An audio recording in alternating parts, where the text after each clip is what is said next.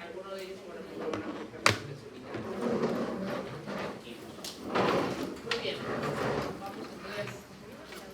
Como el día de hoy es corto, pregunta. ¿Quieren que les dé descanso intermedio o seguimos de largo para que se vayan a las? Prefieran lo que ustedes digan. ¿Todos de acuerdo? ¿Sí? Ok, entonces vamos a ver ahora lo que es patología digestiva. Ya recuerdan ustedes que el tubo digestivo es una estructura que se ha formado embriológicamente desde las primeras semanas de gestación, el primer trimestre, ¿no? Y que en realidad primero fue un tubo completamente largo, ¿no? Sin ningún tipo de pliegue ni nada, y que a lo largo del desarrollo se va plegando una y otra vez y se van adhiriendo hacia el tubo glándulas que permiten secreción hacia ese tubo. Entonces es por eso que existen glándulas de secreción a nivel de estrato gastrointestinal. Sin embargo, en la clase de fisiopatología de ahora básicamente nos vamos a abocar al tubo digestivo, no vamos a hablar mucho de las glándulas, ¿ya? Muy bien, dentro de la parte de alteraciones del aparato digestivo, específicamente del tubo digestivo, existen patologías de índole congénito, es decir, con las que se nace, ¿no? Generalmente algún tipo de malformación o algún déficit o mutación de algún gen, y adquiridas porque las vamos adquiriendo a lo largo de la vida, ¿no? Entonces, son básicamente las que vamos a encontrar. Dentro de las manifestaciones clínicas más comunes que podemos llegar a tener en el tracto gastrointestinal, existen algunas que son muy comunes independientemente de la causa de la enfermedad. Esas incluyen, por ejemplo, las náuseas, los vómitos, el dolor abdominal, dolor hipocólico, ¿no? La inapetencia o la anorexia, que es la pérdida total del apetito, ¿no? Entonces, todas ellas son manifestaciones comunes en todos estos tipos. Vamos a hablar una de las más frecuentes, que son las náuseas. Ustedes saben que quien no ha sufrido alguna vez náuseas es la sensación mal definida y desagradable de un probable inducción al vómito, ¿verdad? Es en realidad una sensación subjetiva porque no es como tal un dolor, sino es una sensación o una percepción por parte de nosotros. ¿A qué se deben las náuseas? Las náuseas son generalmente producidas por la estimulación del centro del vómito, que vamos a ver ahorita dónde está, a nivel del bulbo raquídeo, y que se acompañan de dos tipos de cosas. Uno, de una actividad gástrica, del músculo gástrico, que puede llegar a ser muy rápido como puede llegar a ser muy lenta, es decir, una actividad con hipercontracción frecuente del antro gástrico, o por el contrario, con una hipoactividad de la musculatura del estómago. Entonces, eso genera la sensación más definida y desagradable de las náuseas. Y por otro lado, se acompaña usualmente con la activación del sistema nervioso autónomo, tanto simpático como parasimpático. Por eso es que es frecuente que durante las náuseas se diarrea acuosa, que se hace hipersecreción de saliva a lo largo de la boca, ¿no? Y además vasoconstricción. Por eso es que habitualmente cuando nos dan náuseas a veces nos ponemos pálidos, ¿no se han dado cuenta? Ponemos pálidos, nos baja la temperatura, porque se suele acompañar de la activación doble del sistema nervioso autónomo. Y esto finalmente se refleja en lo que nosotros conocemos como vómito. Y el vómito es distinto a las náuseas. El vómito es la expulsión forzada del material del estómago, pero también del intestino. El vómito en realidad es un arco reflejo que nos ayuda a tratar de deshacernos de algún material que pueda ser nocivo en el interior del tracto del tubo digestivo delgado, ¿no? Y que peor aún se puede llegar a absorber. Entonces, lo cierto es que independientemente de las causas que desencadenaron el vómito, la activación del centro del vómito, que les repito está a nivel del bulbo raquídeo, ya permite la activación del nervio vago y del sistema nervioso entérico. Ustedes recuerden que en Morfo hemos aprendido que el intestino delgado se mueve por acción del parasimpático, sobre todo, muy escasamente activado por el simpático, en realidad casi inhibido, y tiene su propio sistema de red neuronal interna, ¿no? Tiene el plexo de Auerbach, tiene el plexo de Meissner, ¿verdad? Y además estos están intercambiando información gracias a las neuronas interconectadas.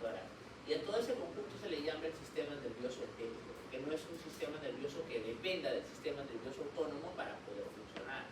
Entonces, estas dos acciones se activan para dar básicamente tres efectos. Primero, la relajación gástrica. La relajación gástrica que lleva a que el esfínter esofágico inferior se relaje, así como el antro gástrico y también el tono pilórico. De tal manera que las entradas desde el esófago al estómago y desde el duodeno al estómago se aperturan.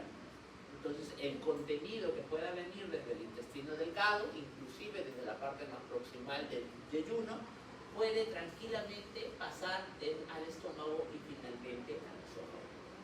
Finalmente, hay lo que se conoce como una contracción retrógrada, y esa contracción retrógrada empieza desde el yeyuno medio hasta el antro gástrico.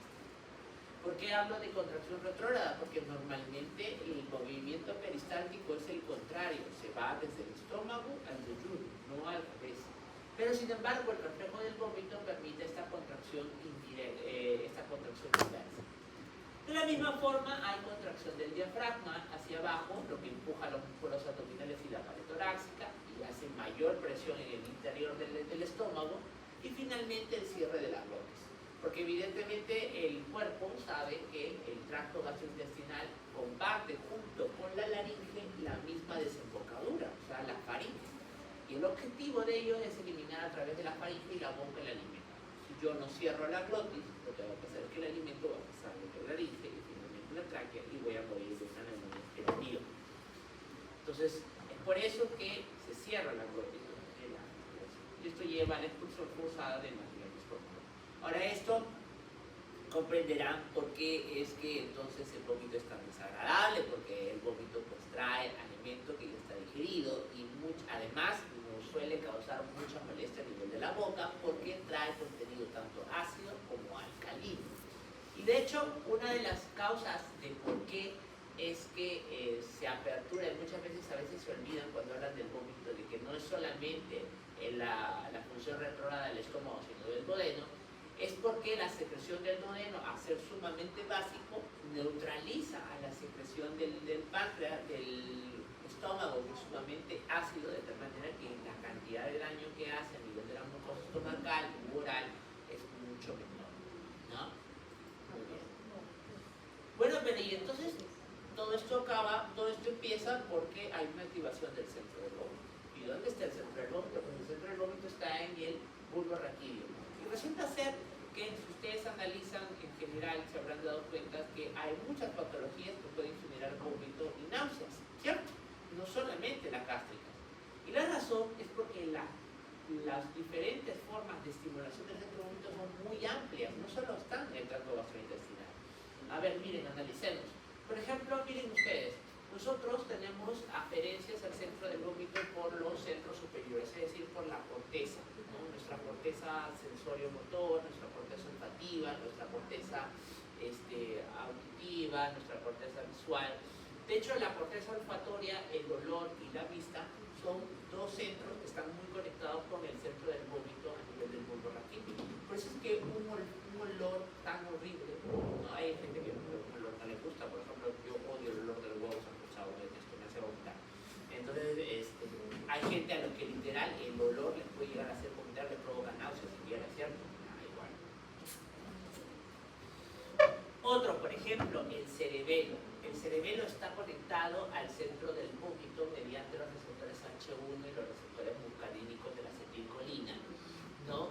Pero específicamente está asociado al oído medio, a los movimientos del utrículo sáculo, es decir, del aparato vestibular, el que ve la rotación interna, rotación externa, la posición del cuerpo. ¿No se han dado cuenta que a veces los mareos pueden llegar a provocar un poquito de náuseas? Ok, esa es la razón. Otra causa de por qué puede haber, miren, la corteza de la memoria, el temor. Hay gente que se pone tan nerviosa que puede llegar a vomitar de los nervios. ¿Por qué será? Porque los centros superiores otra vez están trabajando. El núcleo del tracto solitario, estos que tienen que ver con funciones del gaso glosofaringeo, del vago, ¿no? Y que a través de diferentes receptores como el de la 5-hidroxitritamina, el D2 de dopamina, muscarínicos, H1, el NK1, el CB1, etc., tienen tienen vías aferentes a nivel simpática y parasimpáticas a nivel de la faringe y del intestino delgado. Por eso es que la irritación de estas puede llegar a provocar las náuseas y los vómitos. ¿Ha visto cómo se preparan, cómo se inducen a veces al vómito cuando, por ejemplo, sufren de anorexia o de bulimia, ¿no? Hacen, meten acá la boca, ¿cierto? O sea, ¿por qué se meten a la boca? Porque estimulan la sensibilidad de los receptores del glosofaringeo. Y el glosofaringeo está conectado al tracto del núcleo solitario, y el tracto del núcleo solitario es el centro del vómito. Por eso es que se puede inducir el vómito de esa tipo de práctica, ¿no? Irritantes locales, fármacos, radiación, ¿no? También directamente al intestino delgado, eméticos transmitidos por la sangre, opioides, ¿no? Uno que alguna vez necesita algo para un dolor muy intenso, el tramadol, ¿no? La codeína, pero que nunca la morfina, ¿no? Pueden llegar a irritar también el tracto gastrointestinal y provocar mediante el núcleo del tracto solitario una zona, activar directamente lo que se conoce como la zona del vómito, ¿no? Ahora, hay áreas que estimulan antes de pasar por el centro del vómito una zona que está en el área postrema. El área postrema, ustedes recuerdan neuroanatomía, es la parte del piso del cuarto ventrículo, ¿no? O sea, atrás de la protuberancia, ¿no? Entre la tienda del cerebelo, entre el velo del cuarto ventrículo, ¿no? El cerebelo está ahí formando como una cartita atrás del bulbo raquídeo, ¿cierto? Ya, en la parte pegada ante la cara anterior del bulbo está el área postrema, que es el área que desencadena el vómito, que estimula directamente al centro del vómito.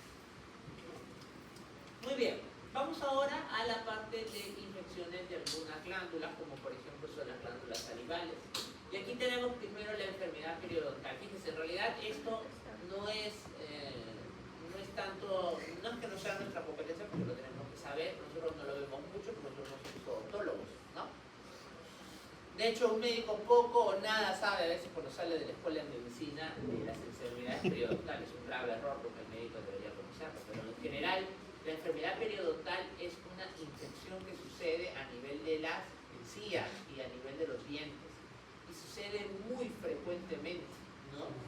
¿Cuántos a todas se lavan los dientes todos los días después de comer? Todos levanten la mano, ¿no? Imagino. Entonces, ¿por qué? Porque nuestros dientes son una fuente de reserva para el alimento. Tú puedes comer y así tomas toda el agua que quieras, siempre se va a quedar un poco de bolo alimenticio entre tus dientes, siempre. Por eso es que siempre después de comer tienes que usar no solo cepillo dental, sino lo ideal es usar hilo dental. Entonces, ¿por qué? Porque al tú permanecer con esa flora, poco a poco, ¿no? Esa flora se va uniendo a las sales y al calcio y a la cantidad de sodio muy baja que tiene la saliva, así como al agua y a las sales de la saliva, y se va formando una cristalización, un lito, un cálculo. El que le llamamos sarro es un nombre común y vulgar, es para los mogols. Ustedes no son mogols, no se llama sarro, se llama, ¿cómo se llama? Lito, ¿no? Se llama litiasis periodontal, ¿no? Es la litiasis periodontal.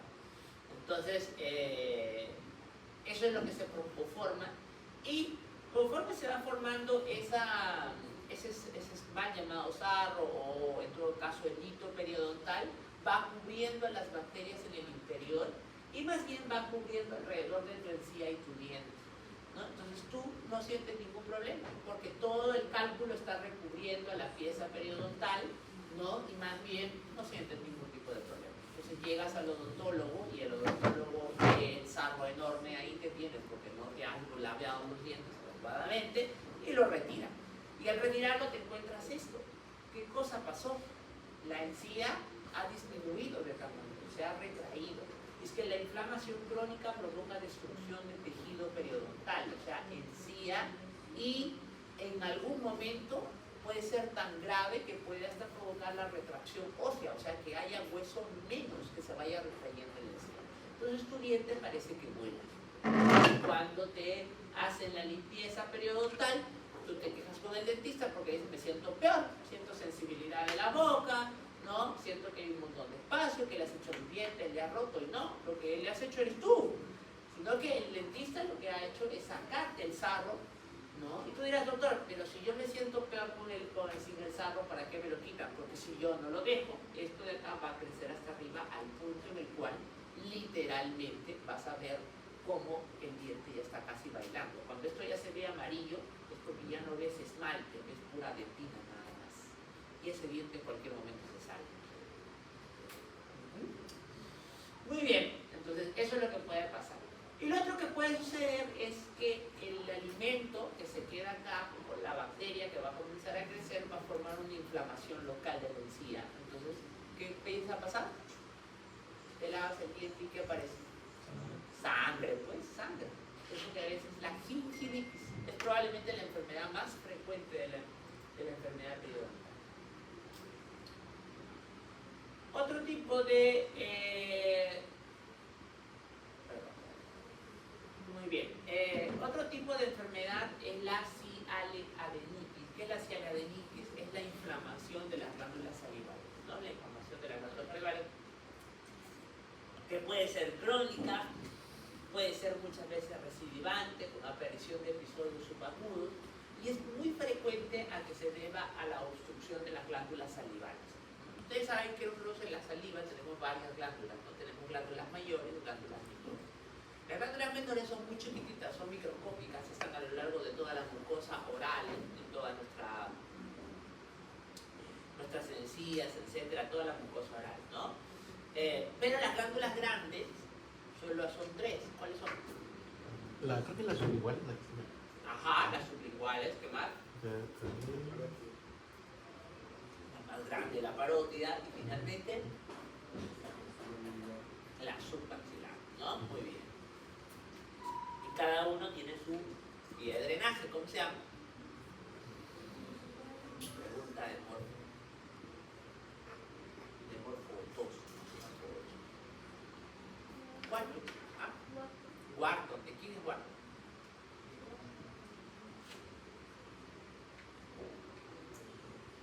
De la submandibular. La de la parótida, ¿cómo se llama? Esteno, muy bien. Y la de la sublingual, ridibus. Entonces, ¿qué pasa? Que esos conductos de las glándulas grandes se pueden llegar a obstruir por un lito, o sea, un cálculo. ¿Y por qué se forma el cálculo? Igual, recuerden, la saliva es un componente en el cual se pueden cristalizar los electrolitos. Entonces puede producirse una obstrucción por un cálculo muy pequeño, y esa obstrucción provocar una inflamación al no permitir la salida del flujo de la saliva. La glándula se comienza a inflamar de manera crónica, ¿no? Y así se ve, miren. Lo que deberían de ser puros asesinos, miren cómo estas células vienen en puntos moraditos por todos lados, ¿sí? Ya, esos puntos moraditos por todos lados son neutrófilos y son linfocitos que están infiltrando a la glándula de tanta inflamación, ¿no? Se ve dilatado porque la causa más frecuente de la cialidenitis crónica es la obstrucción de un lito, ¿no? Entonces, por eso automáticamente todo lo que sean las células ductales se van a ver completamente dilatadas. Esto, que es muy raro, es el carcinoma de lengua, ¿no? Muy raro. Son casi siempre carcinomas escamosos, usualmente infiltrantes locales, ¿no? Pueden hacer metástasis a otros lados, como pulmón, etcétera, y ganglios regionales, pero lo más frecuente es que su metástasis sea local, o sea que va creciendo a lo largo de todo su trayecto, ¿no? Generalmente las molestias que suelen provocar son un poco de sangrado, ¿no? Un poco de dolor, y la masa tumoral o ¿cómo se llama? Hiperproliferaciones usualmente por debajo de la lengua, que a veces no son detectadas fácilmente, ¿no? Miren, así se ve un carcinoma epitelial. Ustedes saben que la lengua es una estructura epitelial, ¿cierto? Sí, ¿no? No, la lengua es un músculo, chicos, ¿se acuerdan? Está formado por los músculos intrínsecos de la lengua, longitudinal externo, ¿no? Arciforme, todos ellos que les han enseñado morfo, pero son puro músculo. Y miren cómo se ve un carcinoma de lengua, totalmente infuso, células musculares atrapadas por unas células escamosas que están atrapándolo alrededor, infiltrando el músculo. Vamos a los trastornos del esófago. El esófago es un tubo que básicamente sirve para vía de paso del bolo alimenticio desde la boca hasta el estómago, ¿no? Y su función principal es permitir que esto sea de manera rápida, que sea de manera lubricada, porque no tiene que ser accidentado su paso, y además evitar que por efecto de la gravedad los alimentos puedan intentar regresar del estómago al esófago y finalmente a la boca. Recuerden que el estómago maneja de pHs en 2 hasta 0,8, o sea, sumamente bajo. Se mueren las células con ese pH, porque tiene una concentración muy alta de hidrógeno. Entonces su objetivo tiene que ser tratar de evitar de que cuando tú estás echado, algo del contenido pueda regresar. Sin embargo, hay que recordar, y esto es muy importante, que el esófago no es que tampoco es el músculo cardíaco, que tiene un montón de fuerza, de contracción. Por eso es que es recomendable que cuando una persona come, debe de acostarse después de ¿cuántas horas mínimo? 4 a 3 horas más o menos aproximadamente. ¿Por qué? ¿Por qué? ¿Me dicen por qué? La respuesta está en morfo, ¿verdad? Sí, amigo, yo como y me duermo. Llego a mi casa, ceno y me duermo. Porque el vaciado del estómago se da entre las 4 a las 5 horas de haber comido. Recuerden que el estómago va liberando de a poco el alimento. Entonces, si yo me voy a acostar inmediatamente después, no sé si se han dado cuenta que cuando se empujan su salchirrata y se van luego a dormir inmediatamente porque están totalmente chorras, ¿no? Al día siguiente amanecen con una acidez en el estómago, en la boca que te arde, que es que el estómago lleno no ha podido ser contenido por el esfínter esofágico. Te repito, el esfínter esofágico no es el corazón que se cierra así, no se va a abrir, tiene un tope. Entonces cuando eso pasa, toda la noche lo que has estado teniendo es reflujo, por eso hasta te huele mal la boca, sientes que te tienes que ir a lavar los dientes inmediatamente, ¿no? ¿Por qué? Porque has estado haciendo reflujo toda la noche. Ya ves, ahora pueden entender mucho de las cosas que les ha estado pasando los fines de semana. Muy bien. Anomalías congénitas. Las anomalías congénitas son anomalías muy raras. Van a verla. Miren, honestamente yo solo he visto un caso en mi vida nada más. Cuando he rotado en pediatría, luego no lo he vuelto a ver. Es muy raro. De hecho, voy a sugerir a la doctora que esto lo saque, porque en verdad es muy rarísimo. Lo van a ver seguramente cuando lleven pediatría, cuando lleven cirugía pediátrica. Ya, que son las atresias, las fístulas y las complicaciones. Miren, ustedes saben que, como les dije, el tubo digestivo se va formando, se va elongando, pero a veces puede pasar en el trayecto de su desarrollo embriológico, dos segmentos de intestino no se lleguen a unir. Y eso provoca lo que se conoce como la atresia. Esto es la atresia. Cuando yo tengo dos partes del tubo digestivo que no se llegan a unir, se llaman atresias. Cuando ese tubo digestivo durante su desarrollo se unió a una estructura que no es tubo digestivo, y ahí a la que tiene más cercana el esófago, ¿quién es? Es la tráquea. Entonces, eso se llama fístula. La fístula es una comunicación anatómica anormal, nunca es normal. Entonces la fístula es una comunicación anatómica anormal, en este caso una fístula una fístula en esófago traqueal, ¿no? Miren, hay diversas variantes de la atresia o de las anomalías de la atresia, fístula esofágica y tráquea, pero la más frecuente es, y esto es pregunta de examen, la única pregunta que yo pondría de examen en todo caso, porque además lo suelen preguntar en el ENAM y el ENAR, ¿no? ¿Cuál es la variante más frecuente de la atresia, fístula esofágica, tráquea? Ya, es 1, atresia proximal o distal. Distal. Proximal o distal. Atresia proximal. Porque el inicio empieza en la boca. Proximal. Proximal. Y fístula Distal. distal. Muy bien. Fístula traqueosofágica distal. ¿Ya? Miren, el 87% de los casos de esta patología. Todo lo demás, sumamente raro, ¿no? Atresias, mírate, doble.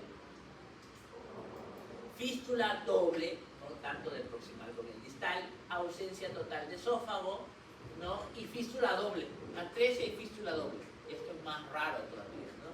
Muy, muy raro. Vamos a la disfagia. La disfagia, al igual que las náuseas, es una sensación subjetiva. No se puede medir la disfagia. Es igual que tú no puedes medir las náuseas. Digamos que tú le puedes decir a la persona, a ver, dame del 1 al 3, ¿cuánto? Pero eso es algo subjetivo, depende de la evaluación de la mente de la persona. No puedes objetivizarlo. Igual sucede con la disfagia. Por lo tanto, ¿la disfagia es un síntoma o es un síntoma? Ah, es un síntoma, ¿no? No, Síntoma. es un síntoma, es un síntoma. Los signos siempre son objetivables, son examinables, palpables, ¿ya? O visibles. Mientras que los síntomas son lo que el paciente me refiere. Yo le pregunto por molestias, lo que me está diciendo son los síntomas, ¿ya? La dificultad para deglutir, ¿no? Es conocido como la disfagia.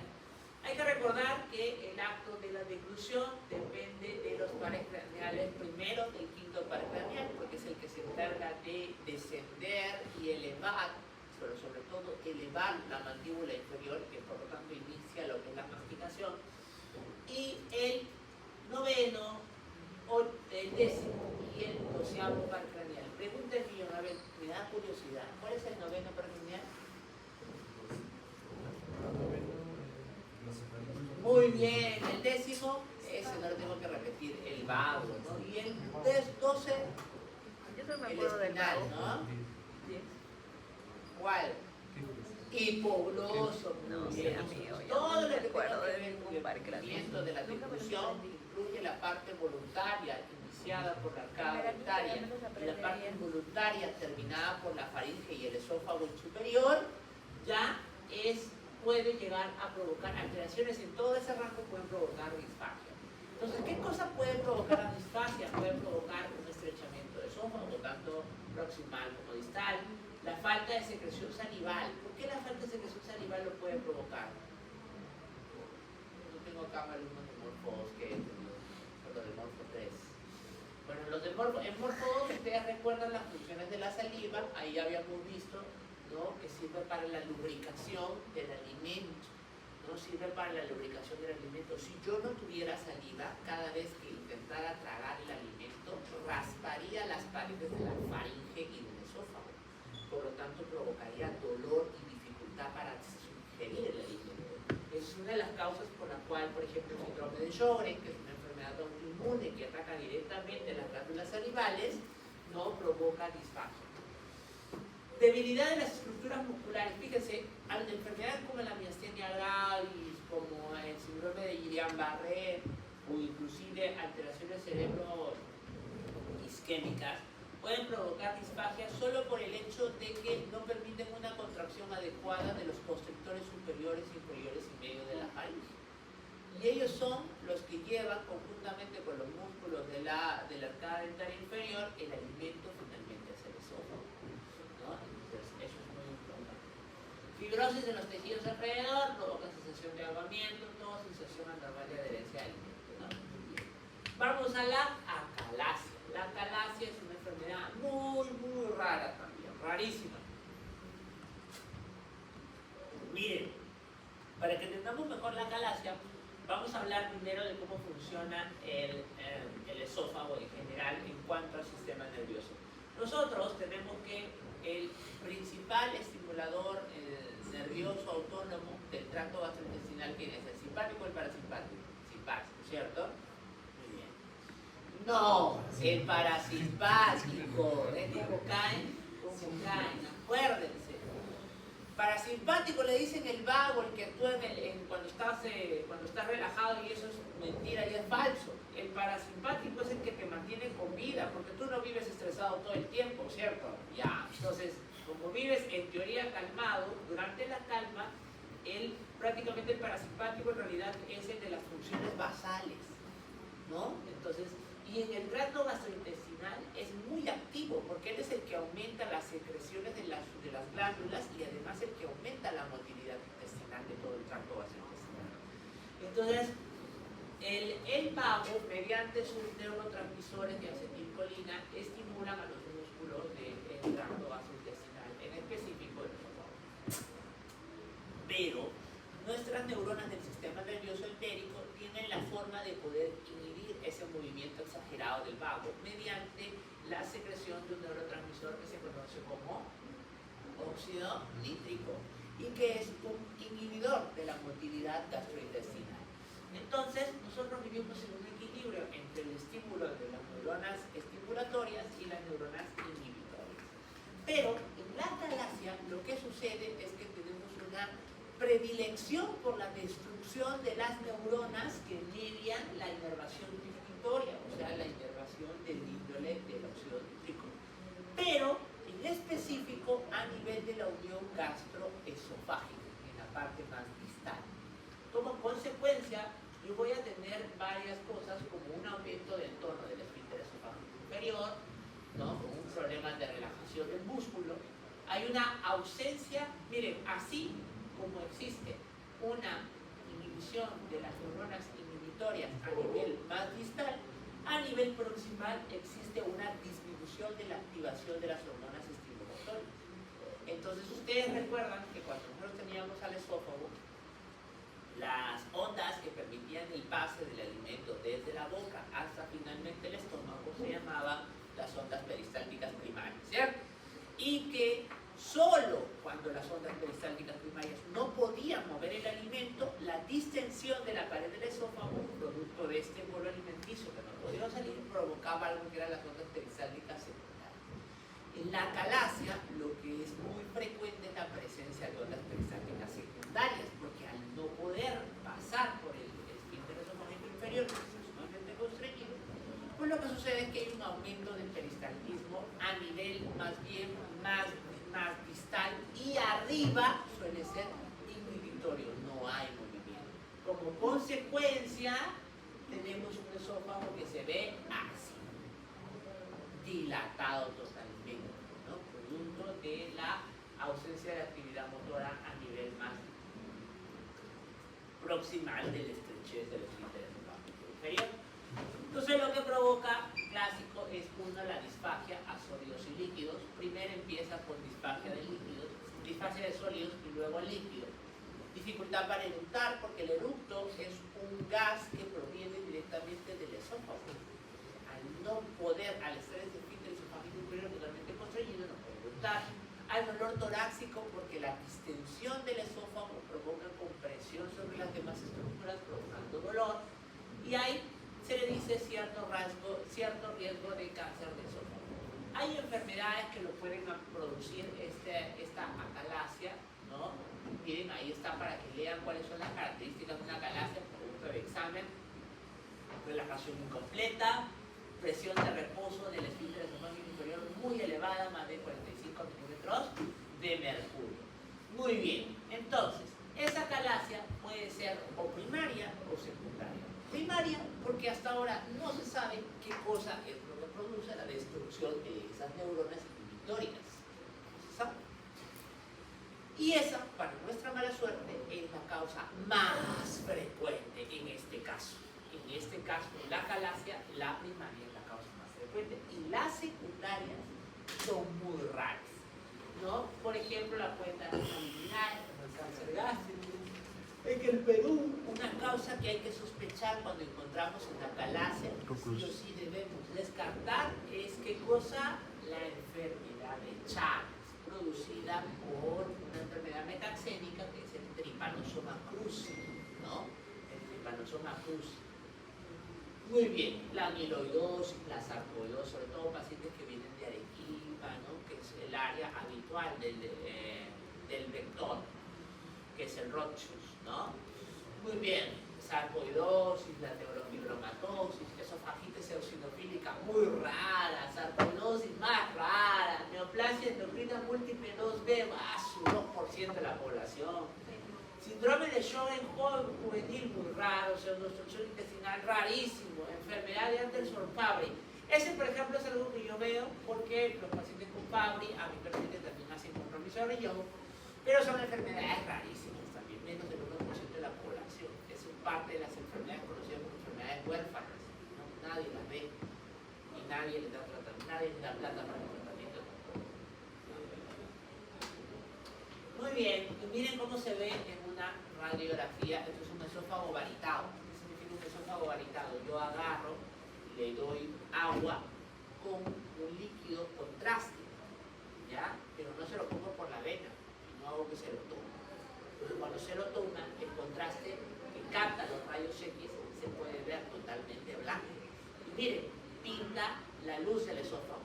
Y la luz del esófago, que debería verse como una línea, mira cómo se ve, como un tubo enorme, producto de la dilatación tan marcada de la parte distal del esófago.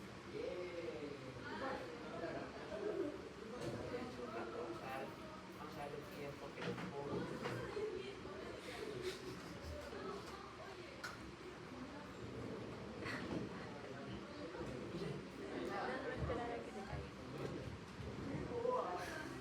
Si algo que tenemos los nefrólogos es que tenemos la capacidad de intimidar todo lo natural.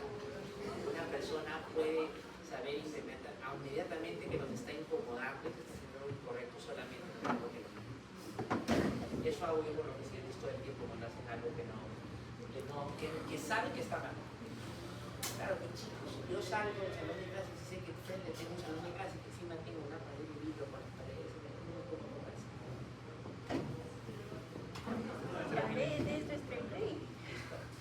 Vamos a lo siguiente, a los divertículos.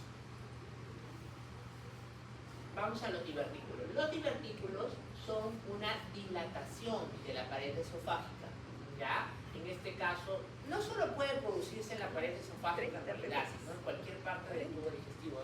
El divertículo puede haber en el colon, en el estómago, en el intestino delgado, puede haber.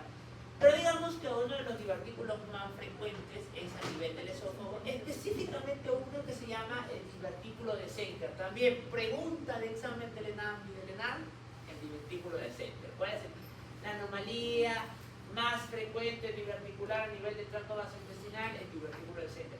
Bien, el divertículo de Senker sucede porque hay una, no sé si recuerdan muy bien, Anato nos puso acá la imagen, pero entre la faringe y el esófago, entre el constrictor inferior y el inicio de la musculatura del esófago, hay una parte que es triangular, que está por debajo del constrictor inferior, que básicamente depende de una pequeña lámina de músculo y de fascia, nada más.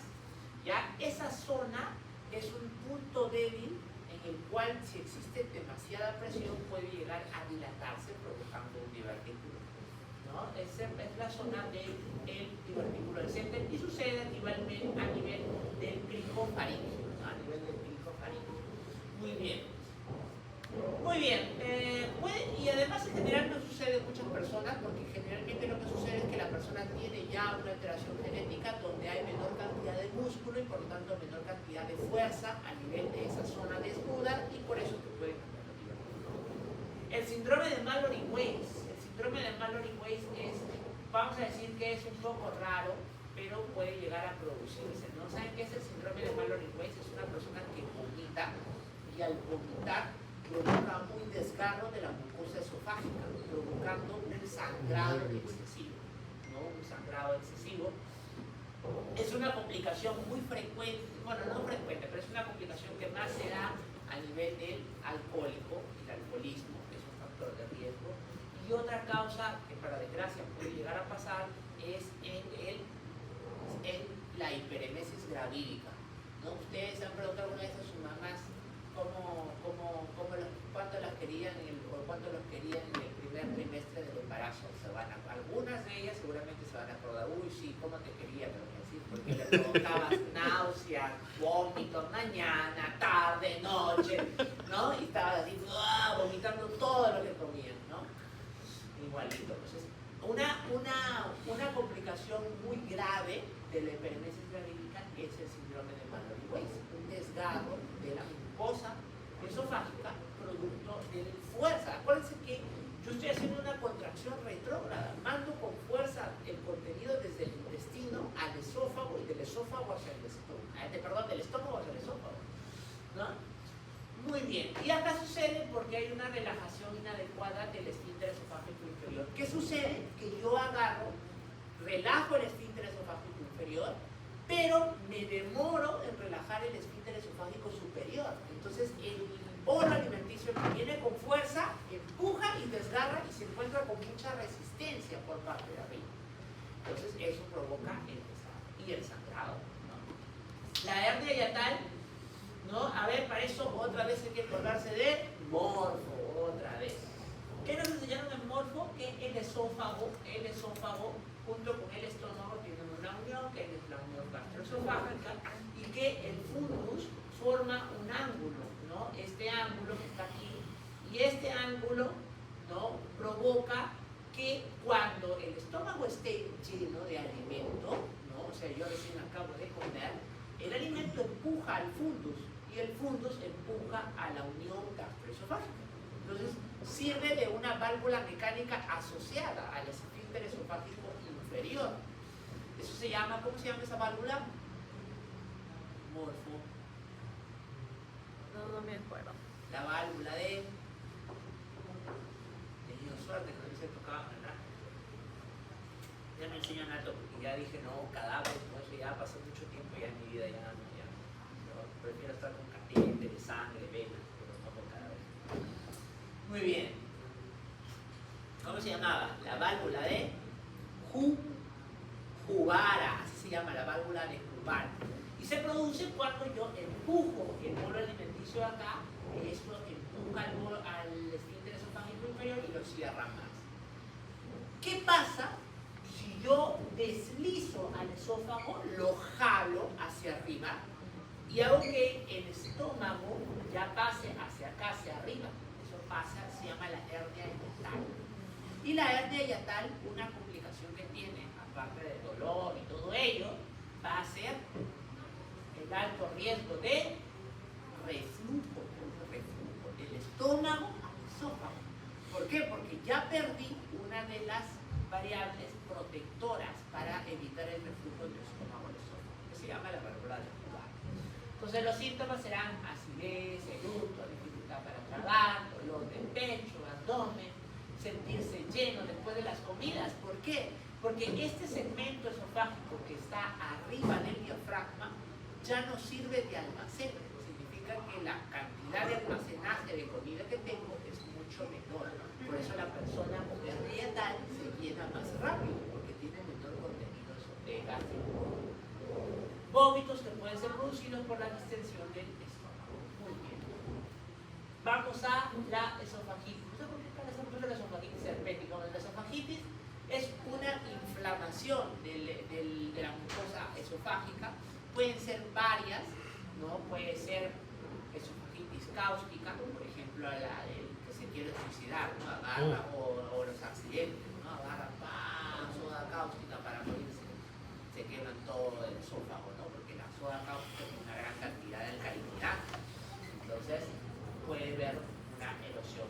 Otras causas de esofagitis, por ejemplo, que tenemos a la esofagitis herpética. Imagínate que te dé herpes de toda la mucosa esofágica. Mira, no se ve bien por la foto, pero esta es una mucosa esofágica totalmente llena de vesículas herpéticas por todos lados, ¿no? ¿Cuándo aparece eso? En el inmunosuprimido, el paciente con el síndrome de inmunodeficiencia humana, dosis altas de corticoides, pacientes con quimioterapia, no pueden provocar eso, ¿no? Esofagitis candidiásica, o sea que tengas hongo por todos los placas acá totalmente a todo el esófago acá. Ahora sí, vamos al ERGE, probablemente una de las enfermedades más conocidas, el reflujo gastroesofágico. El reflujo gastroesofágico sucede porque lo que yo tengo es que pasa el contenido del estómago hacia el esófago. Y sucede porque hay un retraso del vaciamiento gástrico, pero además un volumen gástrico aumentado. Por eso es que puede llegar a aparecer inclusive en personas normales que simplemente lo que han hecho es irse a dormir inmediatamente después de comer. Por eso es que, repito otra vez, es recomendable que después de que uno come no debe irse a acostar por lo menos 3 horas. Muy bien. La clínica es común que sea intensa, se presenta 30 a 60 minutos de alimentación. ¿Cuándo te da ERGE? Cuando a pesar de no acostarte, o sea, estar parado y no estar dormido, tienes reflujo. Y ¿Cuándo aparece el reflujo? Cuando hay una incompetencia por parte del esofígero esofágico inferior, ¿no? Y además hay pérdida de los mecanismos protectores para que el contenido gástrico pase al esófago. ¿Cuándo puede aliviarse? Cuando el paciente sedenta, o sea, se está en descanso, hay disfagia y hay pirosis. La pirosis se le conoce al dolor retroesternal urente, que no es lo mismo al dolor retroesternal del infarto o de la angina, es diferente. La pirosis, repito, es el dolor retroesternal urente. No sé si alguna vez he sentido que acá atrás del pecho pequeño y de hambre, ¿no? Después de haber comido. Eso es pirosis. Regurgitación, o sea, cuando se da alimento, hematemesis ya es más complicado porque hematemesis es vómito con sangre. O sea, ya esto es peor, significa que la mucosa no solo está inflamada, sino está sangrada. Eso es muy grave. Y esto tiende a provocar lo que se llama como el esófago de Barré o metaplasia, que es esto que está acá. Acuérdense que cuando hablamos de esófago de Barré dijimos que es el cambio de la mucosa esofágica. El esófago normalmente es un epitelio escamoso, mientras que la del intestino del esófago es una mucosa gástrica con epitelios cilíndricos ciliados, ¿cierto? Muy bien. ¿Qué es lo que pasa en el ERGE o el reflujo gastroesofágico? Que el esófago, que todo el tiempo está expuesto a acidez producto del reflujo, su mecanismo de defensa es cambiar los genes que codifican las funciones diferenciales de la célula y la convierten transitoriamente, si es que cambiamos ese eje, ¿no? Transitoriamente en una mucosa gástrica. Entonces, miren qué es lo que pasa. Normalmente, miren ustedes, si hacen una endoscopía, pueden ver muy bien la diferenciación entre la mucosa del esófago y la mucosa del estómago, ¿no? Se ve muy bien. La mucosa del esófago es más pálida, la mucosa del estómago no lo es. Sin embargo, en el ERGE lo que sucede es que la línea, esta línea que se llama Z, que debería verse acá muy bien definida y de manera horizontal, miren cómo ha comenzado a irse hacia arriba la línea. ¿Qué ha pasado? Estamos teniendo un cambio de mucosa más arriba de lo donde debería estar este cambio de mucosa, ¿no? Eso se llama, a esto en endoscopía se lo conoce como la línea Z. Y el desplazamiento de la línea Z implica metaplasia. Y esa metaplasia, cuando uno la encuentra, lo primero que tiene que descartar es ERGE, o sea, enfermedad por reflujo gastroesofágico, ¿no? Muy bien. Y vamos ahora para probablemente la que es más conocida de todas, que es la gastritis. Yo creo que les voy a tener que dar ¿cómo se llama? El break de 2 minutos, porque acá ahorita yo encontré a unos cínicos ya que están al borde del coma, profundo total. ¿Prefieren 2 minutos para que vayan a tomar agua? ¿O quieren que continúe? ¿Qué me dicen?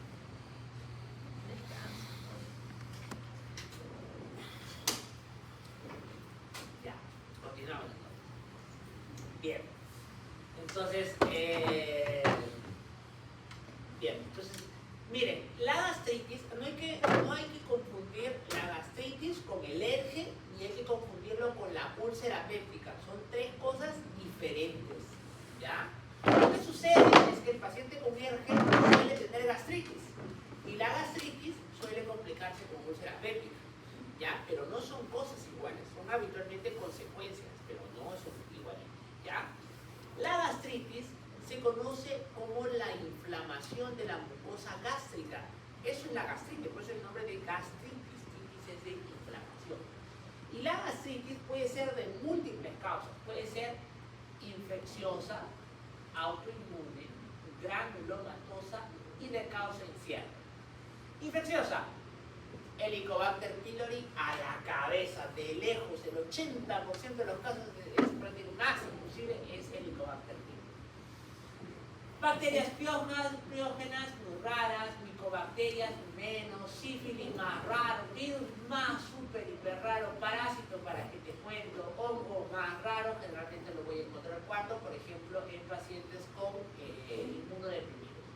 Gastritis autoinmune sí puede pasar, pacientes con lupus, Granulomatosa muy rara, rarísima, yo no he visto nunca.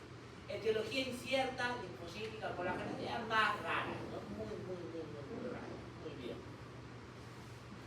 Bien, hay que definir los términos que es la gastritis, que es la inflamación, como la gastropatía. La gastropatía, chicos, es otra cosa diferente, que es básicamente la lesión que está en remodelación de la mucosa gástrica. O sea, ha habido un agente injuriante leve o moderado que puede ser totalmente reversible. Y aquí tenemos por ejemplo, el reflujo biliar, ¿no? El alcohol, los AINES. ¿No te das cuenta que tomas ketorolac o ketoprofeno y a la media hora hasta que te arde el estómago, no hasta que te quema?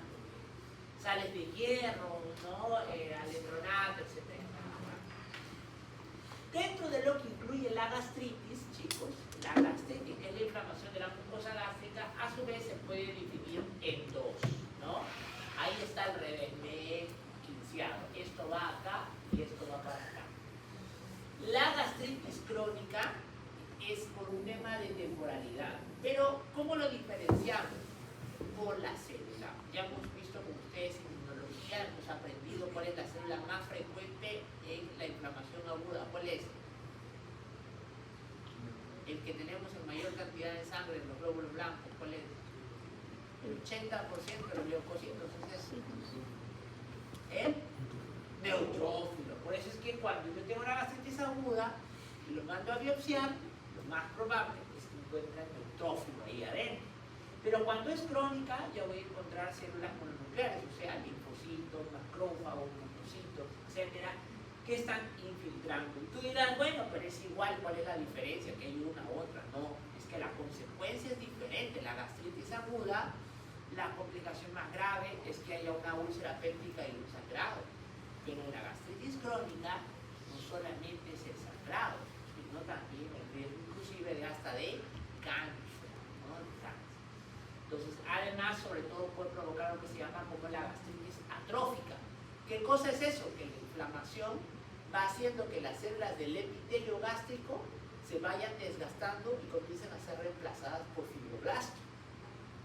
Lo que hace que ese estómago se vuelve incompetente para secretar adecuadamente las glándulas, etcétera, que hemos visto anteriormente, ¿no? Dentro de la gastritis aguda, entonces puede ir acompañada a veces de emesis, de dolor, de hemorragia, de úlcera. Y este sí puede provocarse como hemorragia, que es, como les repito, una causa de o mejor dicho, que es una complicación de la gastritis. ¿Cuál es la complicación de la gastritis? Hemos dicho, la úlcera péptica. Entonces, repito, la gastritis no es la que provoca la hemorragia, la úlcera péptica es la que provoca la hemorragia. ¿Ya? Es un trastorno habitualmente autolimitado y suele ir asociado a veces al consumo de medicamentos, ¿no? Yo agarro, me tomo mi ketorolac porque no sé, un procedimiento o algo, me he golpeado y no lo tomo con nada de agua, no como alimento, ¿no? Porque según yo quiero bajar de peso, ¿no? Entonces, me da qué cosa, gastritis. ¿Por qué me va a dar gastritis? Porque los AINES, ¿qué hacen los AINES? Son gastrolesivos. ¿Bloquean a quién? A la ciclooxigenasa. Sí, La me acuerdo. ciclooxigenasa produce prostaglandinas. ¿Y las prostaglandinas son qué cosa? Son un factor protector del estómago porque inhiben la producción de la bomba de hidrogeniones y de protones. Entonces, si yo inhibo la ciclooxigenasa a nivel gástrico, voy a provocar una disminución, un aumento de la secreción de hidrogeniones. A eso encima le agrego que no como. Y como no como, toda la sigue está dando vueltas y vueltas y vueltas y vueltas y me alimento. ¿Ah? Muy bien. ¿Cuáles son los mecanismos protectores que tenemos para evitar esta lesión por acidez? Puede ser producido porque hay una mayor concentración de moco, ¿no? De bicarbonato, de mucosidad, de la gástrica, ¿no? Y cuando aumentan los factores hipersecretores, entonces hacen que, por lo tanto, no haya una demasiada producción de ácido y más bien no hay protección de por medio, ¿no? Muy bien. O sea, la gastritis aguda puede ser leve cuando está solamente eliminada la lámina propia y el epitelio superficial, y grave cuando ya hay erosión por debajo de la mucosa y ya vamos hacia la submucosa y a veces hasta la muscular y a veces todo el estómago, lo que se llama ya perforación. Miren, y así se ve ya una gastritis totalmente grave. Miren, acá ven las células epiteliales, ¿las ven? ¿Las ven? ¿Pueden ver las células epiteliales? ¿Ah? No, pues no hay. Ya no hay, ya todo está arrasado por la inflamación. Lo que sí ven es un montón de linfocitos. ¿Okay? Entonces, ¿qué ha pasado acá? Ha habido una pérdida prácticamente total de ellos. Inclusive con material ya de bacterias, por eso es purga y fibrina, ¿no? La gastritis crónica es habitualmente producida por quién? Por nuestro amigo el Helicobacter pylori, a la cabeza, ¿no? Helicobacter pylori es una bacteria que se contrae por mano-boca. Por eso lávate las manos, el bañito, no comas en lugares de dudosa procedencia, no, porque no vas a obtener Helicobacter pylori. Desgraciadamente, Helicobacter pylori existe en tantos lugares que es casi bien difícil de tratar de no contagiarte de Helicobacter pylori. Pero la razón por la cual el Helicobacter pylori produce todo esto es porque, o porque es importante para nosotros, es porque la cantidad de cosas que puede producir el Helicobacter pylori es muy alta. Miren, aumenta el riesgo de cáncer de colon, aumenta el riesgo de cáncer de estómago, aumenta el riesgo de úlcera péptica, provoca dispepsia y anemia. Pero, ¿cómo lo hace? Pues el Helicobacter pylori tiene una característica, uno es un gran negativo, y además, y esto es muy importante, pero lo van a ver más cuando hagan el seminario, por eso no voy a hablar mucho, tienen algunas moléculas adhesivas, como el KAGA1 o el PAI-CANCA, ¿no? Que lo que hacen es unirse al epitelio estomacal. Y una vez estando adentro, inducen a la respuesta inmune por parte del macrófago, mediando interleuquinas como la interleuquina 1, 8 o el factor de necrosis tumoral alfa, ¿no? Que lo que hacen es llamar a una mayor cantidad de linfocitos B mediante la presentación del antígeno, es decir, este antígeno que puede ser el KK1 o el BACA1, ¿ya? Y por lo tanto, llamar a mayor cantidad de linfocitos. Es por eso que la gastritis, tú vas a ver que es muy frecuente que en la biopsia encuentres una gran cantidad de linfocitos. No sé si han visto toda la cantidad de puntitos morados que había en tu biopsia, y ahí está, mira, esto que tú ves acá, pues es normal. Esto de acá está pero plagado de linfocitos, ¿ves? Por la respuesta a la bacteria. Miren, acá está la bacteria Helicobacter pylori, ella bien bonita entrando ahí a las células epiteliales, ¿no? Muy bien. De acuerdo a la etiología, Helicobacter pylori suele ir más a predominio de cuerpo, de fondo, mientras que a nivel autoinmune suele ser en el fondo, ¿no? En el fondo del no, al revés, perdón, en antro, cuerpo y fondo, en el Helicobacter pylori, y en las autoinmunitarias solo en fondo y cuerpo, ¿ya?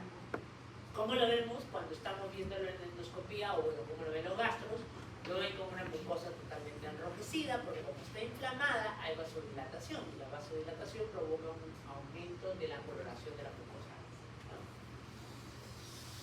Y aquí está, miren, ven todo infiltrado totalmente en la lámina propia por una gran cantidad de inflamatoria de linfocitos, igual a ¿ven?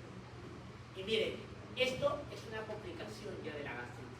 Ustedes deberían ver que la mucosa se deberían ver criptas grandes hasta acá.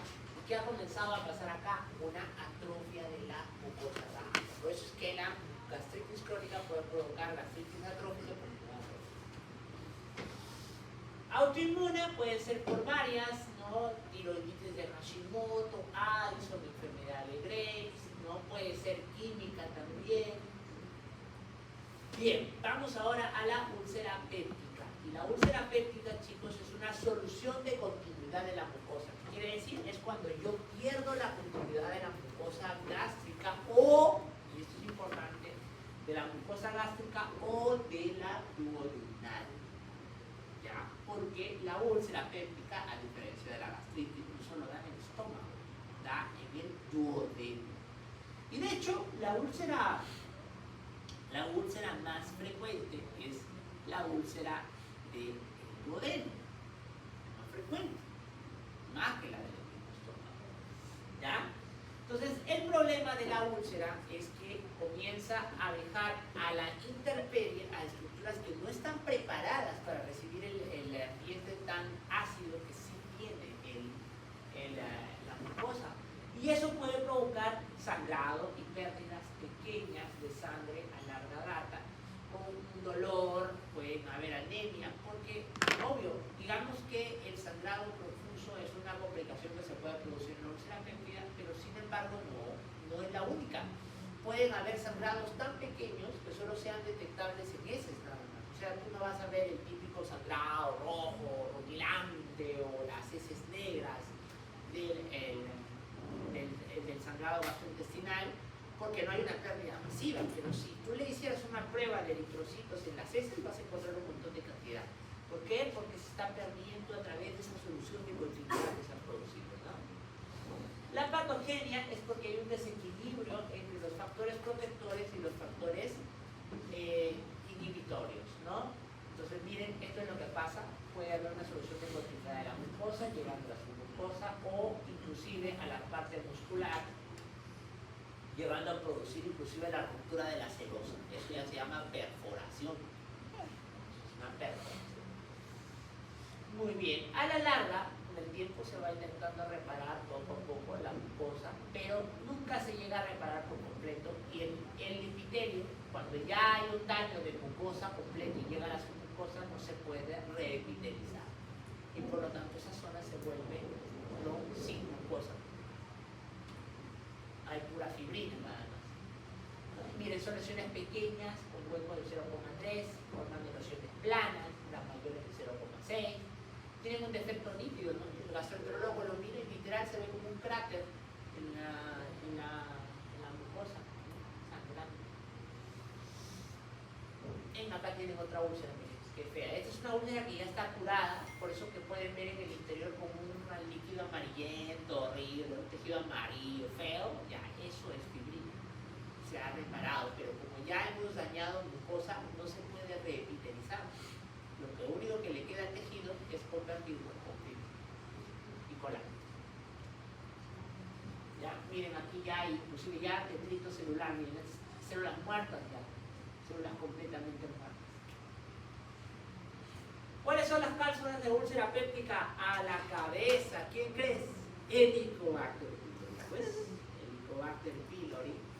Y la segunda causa muy frecuente es los Alzheimer. Muy bien. Ahora tú dirás, ¿qué, doctor? O sea, que si yo tomo ketorolaco, ketoprofeno, que me va a dar una úlcera péptica. No. ¿Cuándo aparece el riesgo de úlcera péptica? Recuerden lo que dijimos. Es un desequilibrio entre los factores protectores y los factores inhibitores, ¿no? Factores protectores, moco, secreción de bicarbonato, las válvulas esofágica gástrica, duodenogástrica, etc. Y los factores inhibitores son básicamente los agentes lesivos. Por ejemplo, el Helicobacter pylori. Como ustedes saben en el seminario, van a aprender que el Helicobacter pylori tiene una particularidad, que es, ¿qué cosa? Que produce una enzima que se llama la ureasa. Y esa ureasa tiene la capacidad de romper al moco protector de la pared gástrica. Por eso es que puede producir más gastritis y puede llegar a producir úlcera péptica, porque inhibe a uno de los factores protectores de la mucosa. Y acá están, ¿no? Hay varios mecanismos infecciosos, expuestos a drogas, ¿no? Hormonales. Uno de los factores hormonales es, por ejemplo, un tumor productor de gastrina, que es el principal estimulador de la creación de bomba de protones y de toxinas, ¿no? Eso se llama el gastrinoma. ¿Cómo se llama el síndrome? Síndrome de Solinger-Ellison. El síndrome de Solinger-Ellison es el paciente que tiene un gastrinoma, un tumor productor de altas concentraciones de gastrina, ¿no? Muy bien, listo. Y acá están los factores que aumentan. Miren, factores de riesgo comprobados. A la cabeza, fumar. ¿Cuántas cosas hemos visto que aumenta el riesgo fumar a lo largo de este segmento de fisiopatología? Uf, yo no me cansaría, y me faltan decir más todavía. Para que lo deje. No me voy a cansar hasta que por lo menos un estudiante de acá lo deje terminando el ciclo. El alcohol en altas concentraciones también, por ejemplo, las personas con gastritis o úlcera péptica deben de tomar alcohol. ¿Ya? Factores genéticos, variaciones genéticas de citoquinas proinflamatorias, interleuquina 1B, 6, 8, etc. La dieta, alto consumo en verduras, frutas, fibra dietética, ¿no? Que se asocian más bien a un riesgo disminuido, ¿no? Factores psicológicos, porque fíjense, cuando yo estoy tenso, ansioso, es normal que aumente la hipersecreción gástrica, porque hemos visto que estos aumentan mediante la acción del parasimpático, ¿no? El síndrome de apnea sueño, y algo muy característico que pasó justo en la pandemia es la infección por COVID, ¿no? Algunos pacientes hacían hemorragia digestiva. Para que quede claro, acá les he puesto cuáles son los factores gastroprotectores y los factores injuriantes. Miren, pregunta del examen. Factores gastroprotectores y factores injuriantes. Factores gastroprotectores, los que aumentan la barrera gástrica, ¿no? Para menor contacto de las células con el ácido clorhídrico, los que disminuyen el flujo, los que disminuyen el flujo del ácido, perdón, de hidrogeniones, ¿no? Los que disminuyen, por ejemplo, a las células de soporte de las células mucosas, a las células epiteliales también sirven de factores protectores como barrera básicamente física y química porque secretan bicarbonato, las prostaglandinas, y estos son los factores injuriantes, ¿no? La gastrina, histamina, acetilcolina, drogas, ¿no? Etc. Y eso es lo que sucede, miren ustedes, el Helicobacter pylori, les repito, llega, presenta lo que es el antígeno, el BACA1, y esto genera, pues primero, a veces una lesión por ruptura y apoptosis directamente de la célula epitelial, pero además son llevados hacia la célula presentadora de antígenos, en este caso en la célula del macrófago, la cual induce a la producción mediante la inclusión TH2 a la producción de anticuerpos, pero también de mayor cantidad de linfocitos efectores. Por eso que puedo ver una gran cantidad de linfocitos infiltrando a nivel de la gastrina. Esto es más de lo mismo, no lo voy a repetir. Las manifestaciones clínicas son asintomático en un 70%. 70% de las personas que tienen úlcera péptica no tienen ni un solo síntoma. Nada.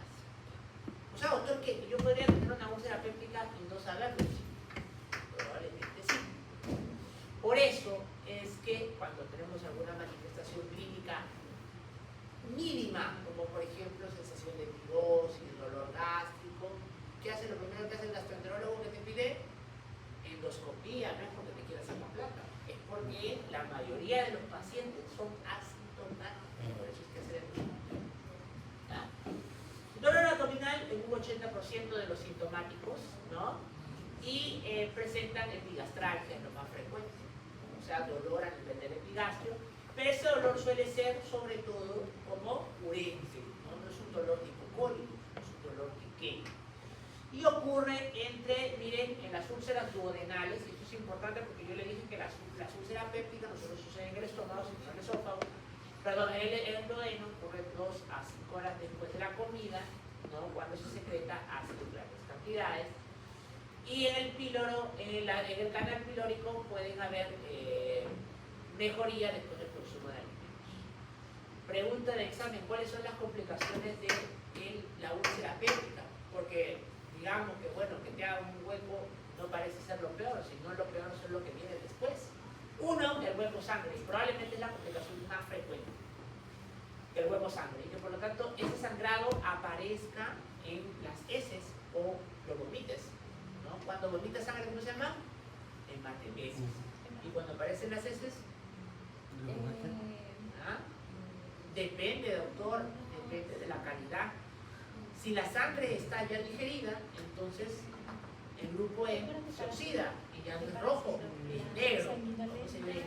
Melena. Pero si, doctor, el sangrado es reciente, viene abajo, o el tránsito intestinal está aumentado y por lo tanto el sangrado no le ha dado ni tiempo de oxidarse, ¿cómo va a aparecer? Sangrado rojo, como lo sellan, eso se llama hematoquesia. Cuando uno hace deposiciones negras con sangrado rojo rutilante, o sea, reciente, se llama hematoquesia. el otro es la melena. ¿Cómo es la melena? Marrón oscuro, ¿no? No, la melena es negra como el betún. Para cuando preguntan a veces, no, doctor, ¿cómo ha sido sangrar el paciente? Ah, has tenido melena. Y le preguntan al paciente, sí, es medio marrón, doctor. Decir melena es algo muy grave, porque la melena es igual a hemorragia digestiva alta. Sí o sí requiere ir a emergencia ese paciente. Entonces, no es cualquier cosa. O sea, la melena es habitualmente de posiciones negras como el betún. Así le tiene que decir al paciente, doctor, ¿cómo es? Así como mi polo, así negro como el betún. No marroncito, no, negro. Así. Segunda característica, la consistencia es pastosa, es muy pastosa como la plastilina, como han visto ustedes esas harinas, arcillas, así. 3, huele muy fuerte, doctor, pero las heces huelen feo, ya, pero la melena huele característicamente como tejido pudrido, así huele. Y a veces puede encontrarse alrededor manchas rojitas, ¿no? Alrededor de la taza de baño. Muy bien, obstrucción. ¿Por qué? Porque ¿cómo cura la úlcera? Hemos dicho. ¿Sí? Fibrosis, ¿no estamos diciendo que el tejido cicatrizal es fibrótico? Ya. Si tú tienes una úlcera muy grande que está en la unión gastroesofágica o esófago-duodenal y es alrededor del orificio, puede complicarse con una estenosis. ¿No? Penetración y fistulización. ¿Qué es penetración y fistulización? Que llegue a producir un caminito. Pero ojo, no es que la úlcera perfore totalmente, o sea, rompa todo y forme un hueco grande, sino que ese tejido que se va curando va formando como un camino que finalmente termina hacia otro órgano. Es muy frecuente que lo provoque del duodeno al intestino, del duodeno al estómago. ¿Por qué? Porque el estómago descansa ¿en dónde? En la primera porción del duodeno. Entonces es muy frecuente que a veces se forme una fistulización entre el estómago y el duodeno.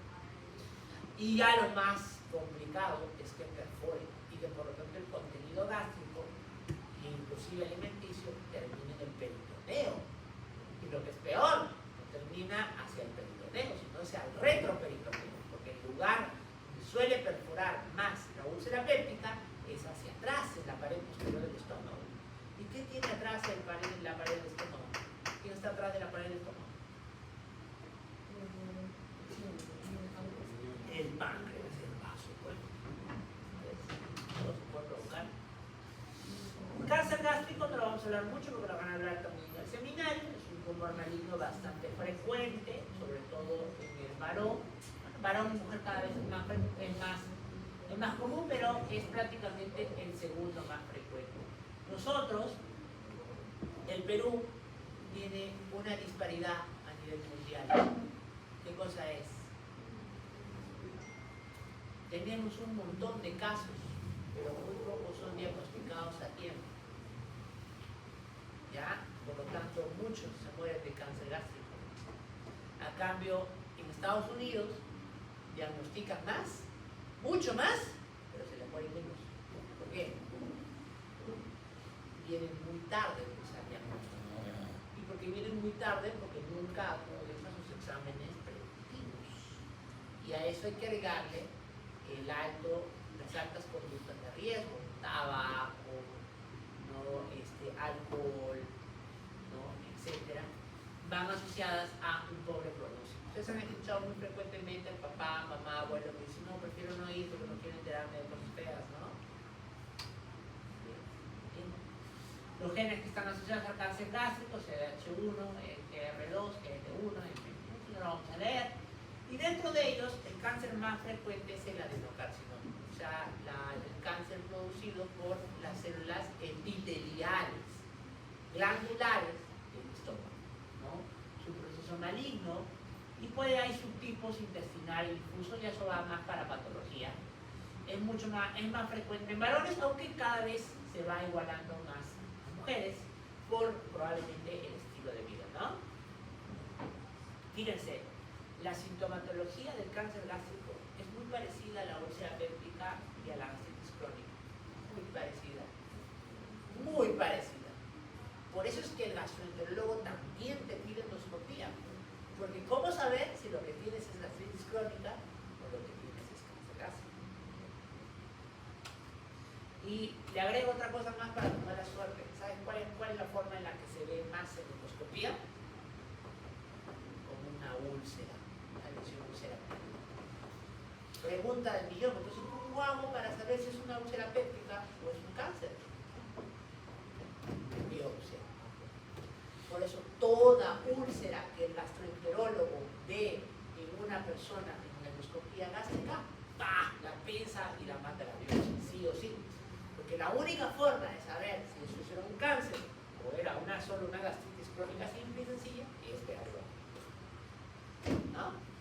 ¿Cómo se ve? Así. ¿Está? Es el cáncer. Miren, se parece mucho a la úlcera, ¿ven? Ya esto es raro, pues, ¿no? Esto ya es cuando pues este paciente nunca en su vida acudió a un servicio de salud.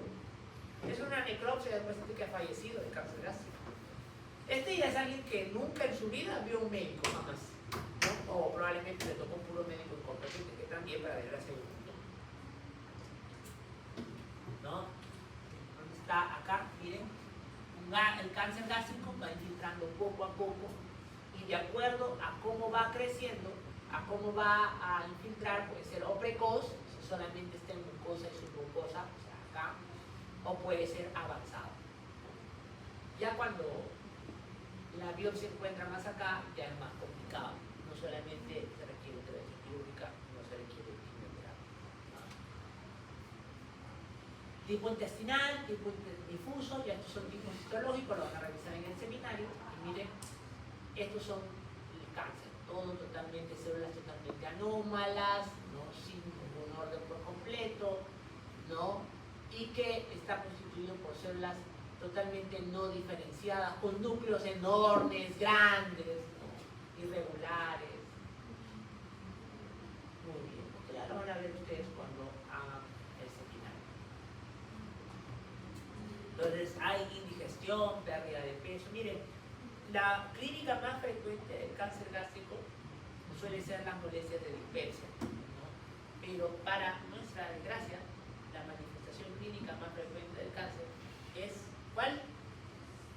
Asintomática. Muy bien. Cáncer de colon también es otra neoplasia muy frecuente. Una neoplasia muy frecuente. En el 98% es un cáncer dependiente de la célula glandular, por eso es el adenocarcinoma, y se ocasiona muy frecuentemente en el sigma recto, ¿sí? Para decir en el colon distal, ¿no? Y existen básicamente tres patrones de crecimiento, ¿no? Que son elevados en forma de ulceración, lesiones estenóticas extensas o masas protuberanciales en forma de coliflor, así, ¿no? Entonces miren, esta es una mucosa completamente normal, mucosa en riesgo porque tiene metilación activada con moléculas normales. ¿Qué cosa es eso, doctor? A ver, explícame. Ya, la mucosa colónica está acostumbrada a recibir material con alta cantidad de oxidación. ¿Por qué? Miren las heces. En las heces hay un montón de material oxidativo que viene de metabolitos que ya no requerimos, que queremos eliminar más bien. Pero, y eso es muy importante, hay un factor protector muy importante, que es ¿qué cosa? La capacidad de secretar moco de la mucosa. Y dos, y muy importante, la dieta. Si yo como mucha fibra, la fibra tiene la particularidad que se envuelve las heces en la parte externa, o sea, forma como si fuera una capa protectora de entre las heces a la mucosa colónica. Por eso es un factor protector para el cáncer de estómago, y por eso tenemos que comer ensaladas. No solo comas pollo con papa frita, nada más. Come ensalada, además tienes que comer más ensalada que comer carnes y comer almidones, porque es un factor protector. Además, no solo eso, sino que estimula más el movimiento del sigma recto. Por eso no te has dado cuenta que cuando comes más verduras te da más ganas de ir al baño y te duele menos para ir al baño. ¿Ah? Bien. Esta es el adenocarcinoma. Mira, puede crecer en forma de coliflor o puede crecer en forma de carcinoma, que el carcinoma crece más en forma ulcerativa. ¿No? variables de cáncer de estómago familiar, sí, porque hay mutaciones de genes que lo que hacen es presentar el primer hit. ¿Se acuerdan ustedes cuando hemos visto cáncer, que el primer hit, el segundo hit, que el retinoblastoma? Ya. En estas familias lo que sucede es que ellos ya vienen portando consigo el primer hit y ya se sabe qué gen es, ¿no? Entonces deben de vivir una vida saludable para no presentar ese segundo hit. Y ante la menor sospecha, es más, muchas veces tienen exámenes rutinarios para descartar, ¿no? Hacen prácticamente tratamiento, ¿no? Que puede incluir inclusive hasta una colectomía o una ginecolectomía. ¿Ya? Entonces, eso es. Ahora, qué bonito sería que todos podamos hacernos nuestro examen genético, ¿no? Poder saber si tenemos cáncer colónico familiar. Pero eso es para las estrellas. En algún momento nuestra seguridad cambiará, nuestro seguro social, nuestro sistema de salud cambiará y nos enfocaremos más a la parte preventiva. Con estas autoridades lo dudo, pero bueno. Clínica, diarrea, estreñimiento, hemorragia, anemia. Y esto es bien frecuente, que el paciente con cáncer colónico tiende a producir formas ulcerativas sangrantes, pero muy pequeñas. O sea, no vas a encontrar hematoquesia, ni menos melena, porque melena es más de hemorragia digestiva. ¿Qué vas a encontrar? Sangrado microscópico.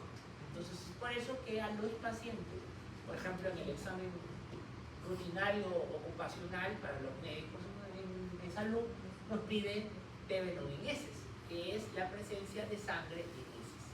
Porque si encuentran positivo, una de las cosas que tienen que hacer es mandarte al gastro, y el gastro tubo para arriba, ¿no? O sea, colonoscopia.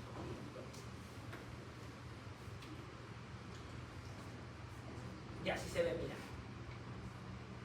Totalmente indiferenciado, con glándulas dilatadas, fuera de lo normal.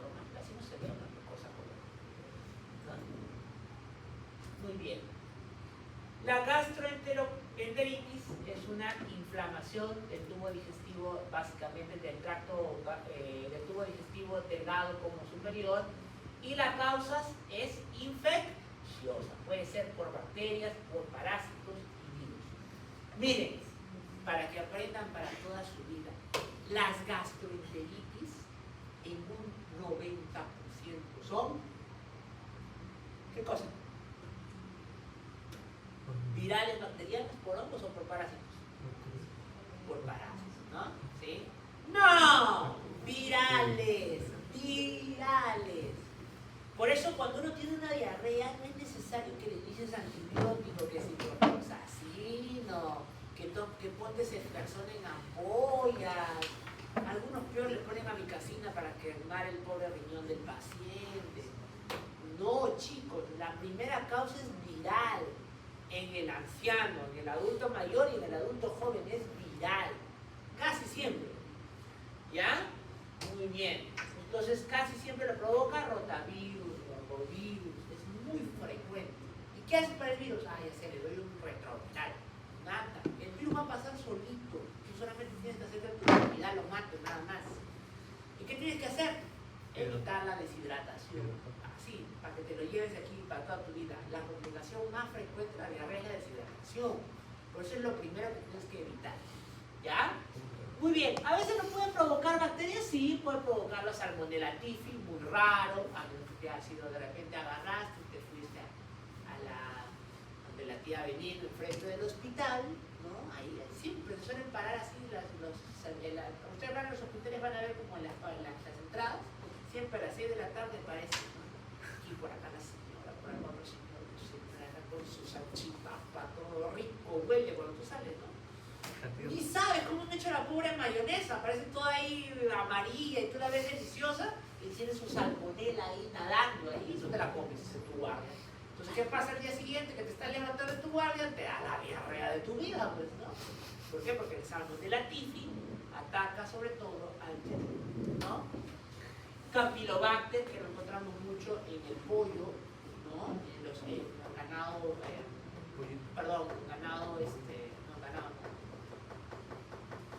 en la producción avícola, ¿no? Por eso encontramos mucho en el pollo, la gallina, y el peruano que come harto pollo, Shigella, Yersinia, que ya es más raro. Ese, por ejemplo, sí provoca la Shigella, la Yersinia provoca disentería, es decir, úlceras mucosas del colon y del yeyuno con sangrado. Por eso puedes ver un moco con sangre, muy característico. Ya cuando tú tienes moco con sangre, tú vas a pensar que es un virus, ¿no? Ahí tienes que pensar que es Shigella, etc. Por eso, ahorita no vamos a hablar de cada tipo de diarrea, porque cuando ustedes lleven infecto y lleven gastro, van a aprender. Pero es importante que lo sepan, chicos, por favor. Cuando tienes un paciente que tiene diarrea, que va cada rato al baño, pero no tiene moco con sangre, no tiene fiebre, recién está en el primer día de diarrea, no es necesario que te pongas a darle ciprofloxacino, que levofloxacino, ampolla de ceftriaxona, de todo he visto. De verdad que hay algunos especímenes que salen de la carrera que son raros. Ya, parásitos rarísimos. Los parásitos generalmente provocan diarreas crónicas y diarreas no estrepitosas, sino provocan esas diarreas que dicen, doctor, voy al como y en la tarde voy al baño. No es que hago un montón de diarrea, pero hago como que medio suelto y a veces como con bolitas de grasa alrededor, ¿no? Y tengo ya 6 meses, 2 meses con esa diarrea, ¿no? Esas diarreas son habitualmente de parásitos. ¿Dónde vamos a encontrar mucho cuando vayan ustedes al CERU? Que es una de las, tristemente, complicaciones de los niños, ¿no? Es muy frecuente de los niños, ¿no? Ahí vayan, aprendan también del serum, pero también concienticen. ¿Por qué el serum es muy frecuente? Porque desgraciadamente a veces en provincia no hay, uno, la cultura del lavado de manos, y dos, ¿qué le puedo pedir a un pobre niño que se lave la mano cuando el Estado no es capaz de llevar ni siquiera agua potable a su casa? Es complicado, ¿no? Lávate las manos, y tú no vas a decir, lávate las manos, pero está cochino. Y el pobrecito se lava, ¿dónde? El agua que saca del río. Es agua del río, no es agua potable. El médico, cuando va a hacer el serum, aprende las injusticias del sistema hacia las personas que menos tienen. Así es. Muy bien. Factores asociados: mala higiene, consumo de agua no potable, consumo de alimentos contaminados, viajes a un país diferente, ¿no? Pueden ser rotavirus, norovirus, acuérdense. Diarrea más frecuente, la más frecuente. La diarrea del viajero, ¿cuál la produce? La E. coli toxigénica. Una diarrea muy rara producida porque la E. coli, no porque produce la diarrea, sino porque esta E. coli toxigénica produce una toxina tipo cólera, que se le llama así, y que provoca una diarrea tipo cólera. ¿Por qué? Porque provoca una diarrea hipersecretora, una mayor cantidad de secreción de iones de cloruro de sodio. Entonces, ¿qué pasa? Que en vez de reabsorberlo, el tubo digestivo tiende a perderlo. Y yo me acuerdo del porfo que me enseñaron que el tubo digestivo es capaz de producir ¿cuánto?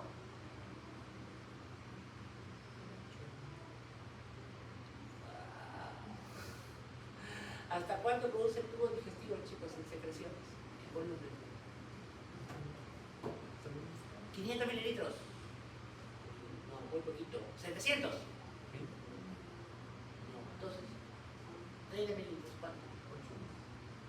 9 litros, pues chicos, 9 litros, muchacho. Y cuando llega al intestino delgado, el intestino delgado tiene que absorber por lo menos 8 litros de los 9 litros que ha absorbido desde la saliva hasta el intestino delgado. Entonces, si tú tienes una inflamación que evita que el enterocito se reabsorba en mayor cantidad de agua, es por eso entendible que puedes llegar a tener una deshidratación tan severa en solo 3 episodios de diarrea.